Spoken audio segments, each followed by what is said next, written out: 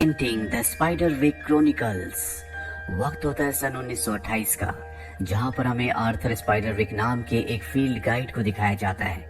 Field guide उसे कहा जाता है जो नेचर में, वातावरण में रहने वाले जीवों के बारे में नोट्स बनाते हैं।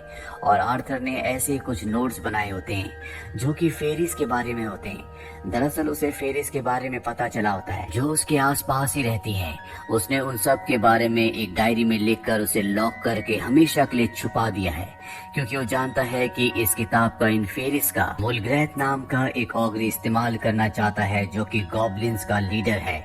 वो इस किताब की मदद से ईविल शक्तियों को जगाना चाहता है। इस घटना को 80 साल बीत जाते हैं और 80 साल बाद हमें हेलन ग्रेस को दिखाया जाता है, जो इसी घर में, इसी मेंशन में आती है, जो कभी आर्थर स्पाइडरविक का हुआ करता था। दरअसल आर्थर स्पाइडरविक, जिन्होंने फेरिस के ऊपर वो डायरी लिखी थी, वो हेलन के नाना थे और अब ये प्रॉपर्टी उसकी है। हेलन का डाइवोर्स हो चुका है, इसीलिए वो अपनी बेटी मेलोरी और अपने जुड़वा बच्चों जेरेड और सीमन के साथ इस घर में शिफ्ट हो जाती है। हालांकि जेरेड को यहाँ पर शिफ्ट होना बिल्कुल अच्छा नहीं लगता, बहुत नाराज होता है, क्योंकि वो अपने पिता के साथ रहना चाहता है। जेरेड अपने भाई के साथ जब घर के अंदर आता है तो वो देखता है कि घर की खिड़कियों पर, दीवारों पर नमक होता है, जो इन्हें बहुत अजीब लगता है। जेरेड कहता है कि हमारी मम्मी के नाना, जिनका नाम आर्थर स्पाइडरविक था, वो बहुत अजीब था, किसी ने उन्हें मार दिया, जिसके बाद उनकी बेटी पागल हो गई, जिसका कहना था कि उसके पिता को फेरीज उठा कर ले गई। अब यहाँ घर से इनकी चीजें गायब होना शुरू हो जाती है। सबको लगता है कि जेरेड ऐसा कर रहा है, क्योंकि जेरेड यहाँ पर आने से बिल्कुल भी खुश नहीं होता।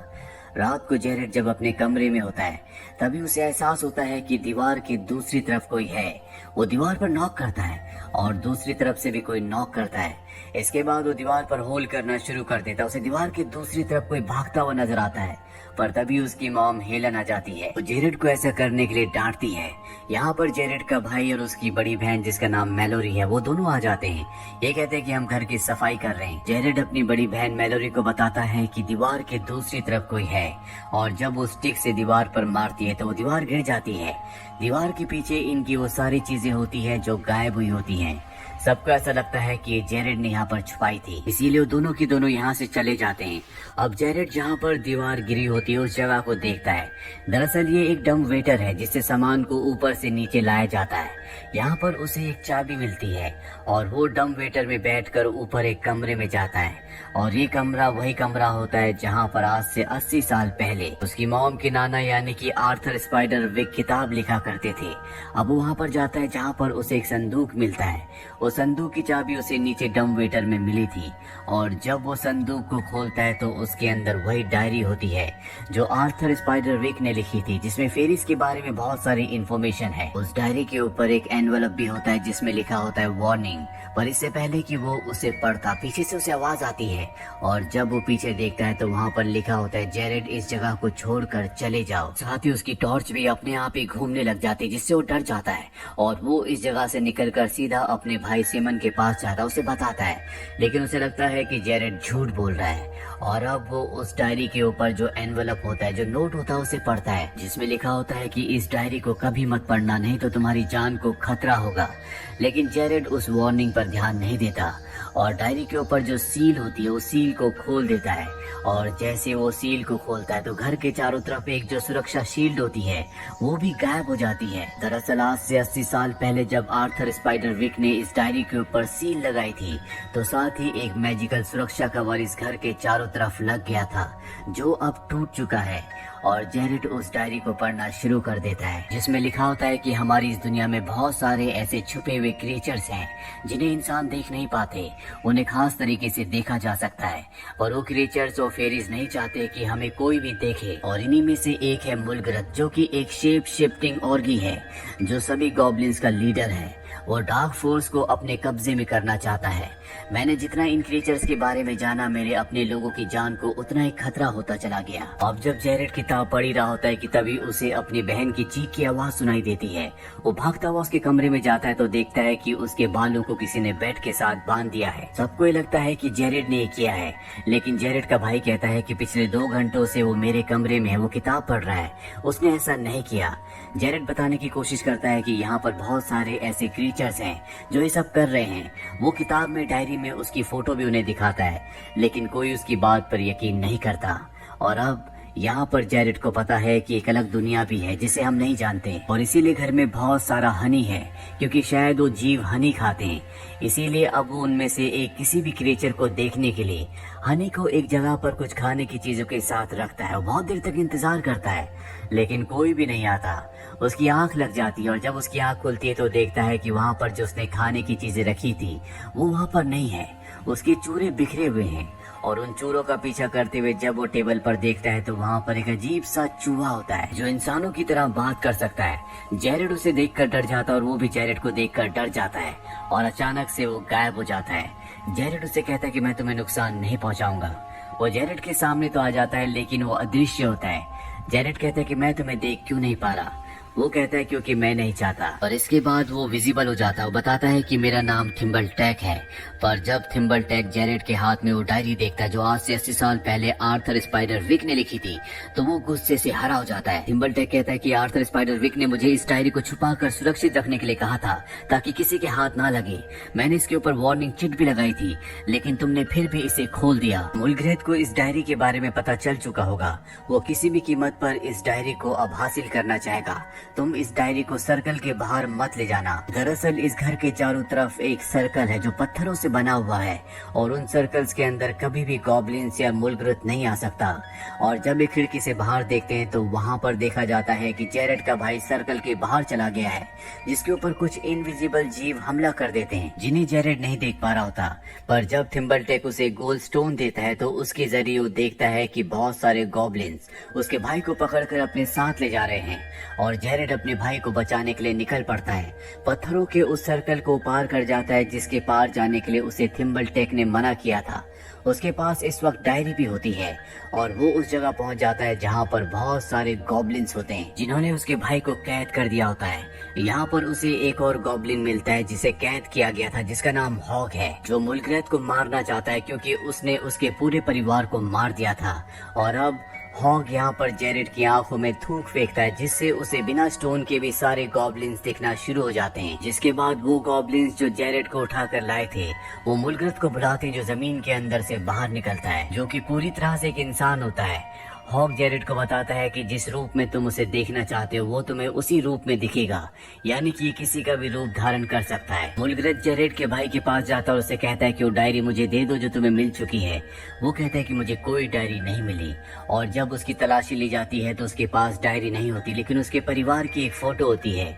मुलग्रेथ कहता है कि अगर तुमने मुझे डायरी वापस लाकर नहीं दी तो मैं तुम्हारे पूरे परिवार को मार दूंगा, और वो जेरेड के भाई को छोड़ देता है। इसके बाद गॉब्लिन्स बताते हैं कि हम गलती से जेरेड के भाई को ले आए, दरअसल उसका जुड़वा भाई है जिसे डायरी मिली है। मुलग्रेथ कहता है कि जाओ और उस डायरी को हासिल करो, और डायरी मिलने के बाद उसके पूरे परिवार को मार देना। वहीं जेरेड अपने भाई सीमन तक पहुंच जाता है। सीमन चाहता है कि वो डायरी किसी भी कीमत पर वापस मुलग्रेथ को दे दे ताकि उसके परिवार की जान बच जाए, पर जेरेड उसे ऐसा करने से मना करता है। और जब ये दोनों आपस में लड़ रहे होते हैं तभी वहाँ पर बहुत सारे गॉब्लिन्स आ जाते हैं जो इनके ऊपर हमला कर देते हैं। ये अपनी जान बचाने के लिए घर की तरफ सर्कल के अंदर की तरफ भागते हैं। हालांकि जेरेड तो सर्कल के अंदर चला जाता है, लेकिन सीमन बाहर रह जाता है। एक गॉब्लिन उसके पैर पर काट कर उसे जख्मी कर देता है। जेरेड अपने भाई को अंदर ले आता है, पर तब ये देखते हैं कि इनकी बहन सर्कल के बाहर है जिसके पास तलवार भी होती है। जिसके बाद गॉब्लिन्स उसके ऊपर हमला कर देते हैं। जेरेड के पास जो स्टोन होता है वो अपनी बहन को देता है, जिस स्टोन से वो सभी गॉब्लिन्स को देख सकती है, और अपनी तलवार से उन पर हमला करती है। जिसके बाद जेरेड अपनी बहन को भी सर्कल के अंदर ले आता है, यानी कि अभी सब के सब सुरक्षित हैं। अब जेरेड की बहन जेरेड से कहती है कि हमें मुलग्रेथ को ये डायरी वापस कर देनी चाहिए ताकि हम सब की जान बच जाए। पर तभी वहाँ पर थिम्बलटैक आ जाता है। वो कहता है कि अगर तुमने उन्हें डायरी दी तो तुम्हारे पूरे परिवार को मार देंगे। ये फैसला करते हैं कि ये उस डायरी को जला देंगे। ये सभी गॉब्लिन्स के आगे उस डायरी को जलाते हैं, लेकिन वो डायरी नहीं जलती बल्कि आग बुझ जाती है। और अब ये फैसला करते हैं कि ये अपनी आंट के पास जाएंगे जिनकी दिमागी हालत खराब हो गई थी, लेकिन सर्कल से बाहर जाना बहुत ही रिस्की है। इसीलिए सबसे पहले डायरी को वापस उसी की जगह पर रख देते हैं और चाबी थिम्बलटैक को दे देते हैं। और अब जेरेड अपनी बहन के साथ एक छुपे हुए रास्ते से इस जगह से निकल जाता है, लेकिन उसे बाहर गॉब्लिन देख लेते हैं और वो उनका पीछा करते हैं। पर ये दोनों किसी तरह से इस जगह से भागकर अपनी आंट के पास पहुंच जाते हैं, जिनके पास बहुत सारी खूबसूरत फेरीज भी होती है। वो बताती है कि जब मैं छोटी थी तो मेरे पिता इन्हीं चीजों के ऊपर रिसर्च किया करते थे। उन्हें बहुत सारी सीक्रेट दुनिया के क्रिएचर्स के बारे में पता था, जिनके बारे में उन्होंने एक डायरी लिखी। लेकिन बाद में उन्हें एहसास हुआ कि अगर ये डायरी मुल्करत के हाथ लग गई तो दुनिया में सबसे ताकतवर हो जाएगा और पूरी दुनिया पर कब्जा कर लेगा।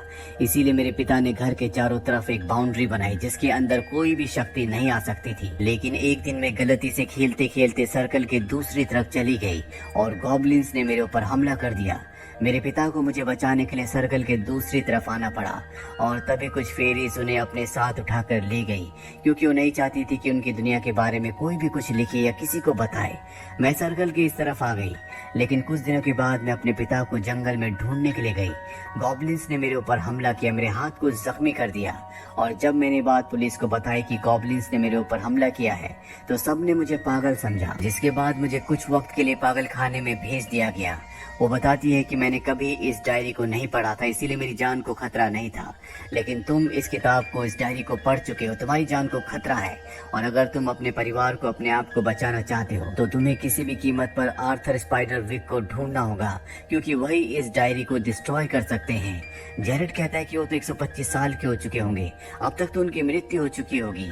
उसकी आंट कहती है कि नहीं, वो अब भी जिंदा है, वो परियों की दुनिया में है और वहाँ पर कोई इतनी जल्दी नहीं मरता। अब जब जेरेड विंडो के पास होता है तभी एक गॉब्लिन उस पर हमला करके उससे डायरी छीनने की कोशिश करता है, पर तभी जेरेड की जो आंट होती है उसके ऊपर नमक फेंक देती है और वो वहाँ से भाग जाता है, पर डायरीज के कुछ पेजेस वो अपने साथ ले जाता है। जेरेड अपनी बहन के साथ घर वापस आ जाता है और ये देखते हैं कि सर्कल की दूसरी तरफ एक भी गॉब्लिन नहीं है। इन्हें शक होता है कि कुछ ना कुछ गड़बड़ है और तभी यहाँ पर हॉग आ जाता है। ये वही गॉब्लिन है इसने जेरेड की आंखों में स्पिट करके उसे विजन दिया था, जिससे वो कभी भी किसी भी गॉब्लिन को देख सकता है। और वो यहाँ पर जेरेड और उसकी बहन को बताता है कि डायरी के जो पेजेस तुमसे गॉब्लिन लेकर भागा था उससे मुल्करत को पता चल चुका है कि सर्कल के अंदर कैसे आना है और जल्दी वो तुम्हारे घर के ऊपर हमला कर देंगे। बच्चे अब समझ जाते हैं कि किसी भी तरह से इन्हें आर्थर को ढूंढना होगा। आर्थर के एक पेट के बारे में पढ़ते हैं जिसे एक दूसरी भाषा में बुलाना होता है और जब ये उन लाइंस को पढ़ते हैं तो ग्रिफिन आ जाता है, जो इन्हें अपने साथ लेकर उस जादुई दुनिया में ले जाता है जहाँ पर आज भी आर्थर जिंदा होता है। उसे नहीं पता होता कि 80 साल बीत चुके हैं। ये आर्थर से कहते हैं कि आपको इस डायरी को डिस्ट्रॉय करना होगा, इसकी वजह से हमारे पूरे परिवार की जान को खतरा है। पर जब ये डायरी को देखते हैं तो ये डायरी वो डायरी नहीं होती जो आर्थर ने कभी लिखी थी। दरअसल थिम्बलटेक ने उस डायरी को बदल दिया होता है और अब इन्हें एहसास होता है कि जल्द से जल्द इन्हें घर पहुंचना होगा, क्योंकि जल्दी गॉब्लिन्स इनके घर के ऊपर हमला कर देंगे जहां पर इनकी मॉम आने वाली है। आर्थर कहता है कि जेरेड को अब यहाँ से नहीं जाने दिया जाएगा, क्योंकि उसे डायरी के बारे में बहुत कुछ पता है, उसने डायरी को पढ़ा है। वो कहता है कि मैं इन सभी को यहाँ डिस्ट्रैक्ट करता हूँ और तुम यहाँ से निकल जाओ। वो यहाँ पर रहने वाले जीवों को डिस्ट्रैक्ट करता है और आर्थर अपने भाई बहन के साथ उसी पक्षी पर बैठकर वापस अपने घर पहुंच जाता है, जहां पर वो देखते हैं कि गॉब्लिन्स इनके घर के बाहर कुछ डाल रहे होते हैं जिससे सर्कल के अंदर आ सकते हैं। इनकी मॉम भी यहाँ पर आ जाती है, लेकिन ये अपनी मॉम की गाड़ी को डायरेक्ट सर्कल के अंदर ले आते हैं और इसके बाद वो अपनी मॉम को भी सभी गॉब्लिन्स को दिखाते हैं। इन्हें समझ में आ जाता है कि इनके ऊपर हमला होने वाला है, इसीलिए एंट्री की हर एक जगह पर सॉल्ट गिराना शुरू कर देते हैं। साथ ही इन्हें ये भी पता होता है कि टोमेटो सॉस के एक खास सिरम से गॉब्लिन्स को मारा जा सकता है, जो इन्होंने पहले बहुत ज्यादा मात्रा में बना दिया होता है। सॉल्ट घर की हर एक एंट्री में होता है, इसलिए गॉब्लिन वहाँ से नहीं आ सकते। वो जमीन खोदकर इनके घर के फर्श के नीचे से निकलना शुरू हो जाते हैं। ये उनके ऊपर सॉस से हमला करते हैं, लेकिन इनकी तादाद बहुत ज्यादा है, इसीलिए सब के सब किचन में छुप जाते हैं। ये ओवन के अंदर बहुत सारा सॉस इकट्ठा करते हैं और जब सब गॉब्लिन्स अंदर आते हैं तो आग की मदद से उस जगह को ब्लास्ट कर देते हैं, जिस वजह से सभी गॉब्लिन्स पिघल कर मारे जाते हैं। थिम्बलटेक भी असली डायरी को ले आता है और अब इनका कोई दरवाजा नॉक करता है। जब ये दरवाजा खोलते हैं तो यहाँ पर जेरेड उसके भाई बहन के पिता होते हैं, जो घर की हालत देखकर पूछते हैं कि यहाँ पर क्या हो रहा है। वो बताते हैं कि इस डायरी की वजह से सब कुछ हुआ है और अब जेरेड के पिता उससे डायरी लेने की कोशिश करते हैं, पर जेरेड उनसे पूछता है कि पहले मुझे वो बात बताओ जो आपने कहा था कि मैं मिलकर बताऊंगा। वो कहते हैं कि मैं तुमसे यही कहना चाहता था कि मैं तुमसे बहुत प्यार करता हूँ। जेरेड कहता है कि आपका आंसर गलत है और वो उनके सीने पर चाकू से वार कर देता है, क्योंकि उसे पता चल गया होता है कि ये उसके पिता नहीं है बल्कि ये मुलगरत है। मुलगरत भी अपने असली रूप में आ जाता है। जेरेड यहाँ से डायरी को लेकर डम वेटर से ऊपर की तरफ जाता है, लेकिन मुलगरत अब सांप बनकर उसका पीछा करना शुरू कर देता है। जेरेड छत पर पहुंच जाता है, लेकिन अब वहाँ से गिरने वाला होता है, पर तभी वो अपने सामने हॉक को देखता है और उसके पास जो डायरी होती है वो उसे जमीन की तरफ फेंकता है। पर मुलगरत इससे पहले कि जमीन पर डायरी गिरती पक्षी बनकर उस डायरी को पकड़ लेता है। यहाँ से डायरी लेकर वो निकल ही रहा होता है कि हॉग उसे पकड़कर खा जाता है, क्योंकि हॉग सिर्फ और सिर्फ पक्षियों को खाता है और इस तरह से मुलगरत का अंत हो जाता है। हॉग ने भी मुलगरत को खाकर उसे मारकर अपने परिवार की मौत का बदला उससे ले लिया है। अब सब कुछ यहाँ पर ठीक हो चुका है। इसके बाद यहाँ पर आर्थर की बेटी को यानी कि ये अपनी आंट को भी ले आते हैं, जिन्हें सब पागल समझते थे, और अगली सुबह दिखाया जाता है कि आर्थर भी वापस आ चुके हैं। वो बताते हैं कि मुलगरत मारा जा चुका है, डायरी अब पूरी तरह से सुरक्षित है, इसीलिए मैं वापस आ पाया। लेकिन मैं इस दुनिया में अब रुक नहीं पाऊंगा, क्योंकि इस दुनिया के हिसाब से मैं 125 साल का हूँ, इसीलिए मुझे वापस जाना होगा। आर्थर की बेटी, जिसे वो बचपन में इस जगह छोड़कर चले गए थे, वो कहती है कि अब मैं भी आपके साथ चलूंगी, मैं एक बार फिर से आपसे अलग नहीं होना चाहती। आर्थर कहता है कि ठीक है, जिसके बाद दिखाया जाता है कि उसकी बेटी एक बार फिर से छोटी बच्ची बन चुकी है, जिस उम्र में आर्थर उसे छोड़ कर गए थे, और ये पिता और बेटी खुशी खुशी इस दुनिया से एक बार फिर से जादुई परियों की दुनिया के लिए निकल पड़ते हैं। और इसी के साथ ये फिल्म, ये कहानी यहीं पर खत्म हो जाती है। उम्मीद करते हैं कि ये कहानी आपको पसंद आई होगी।